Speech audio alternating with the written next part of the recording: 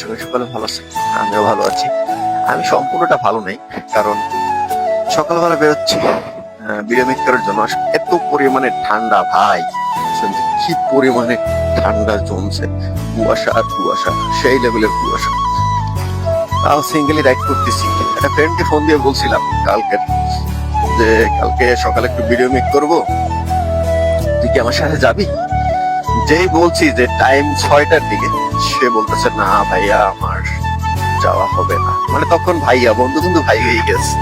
যাক, ওইটা ব্যাপার না। ও মাই গড, একজন মানুষ আমি দেখলাম এই ঠান্ডার ভিতরে, সেও কি করতেছে আমার হেলমেটে, মানে কুয়াশার কারণে হেলমেটের সামনে এমন ভাইজর এমন ভাবে কুয়াশারি পড়তেছে, আমি সামনে কিছুই দেখাচ্ছি না। একটু পর পর আমার ভাইজর উঠিয়ে তারপরে আমাকে মুছা দিতে হবে হাত থেকে, কারণ না হলে বাইক চালানো যাচ্ছে না, অনেক অবস্থা। ওরে মাই গড, এত সুন্দর কুয়াশা।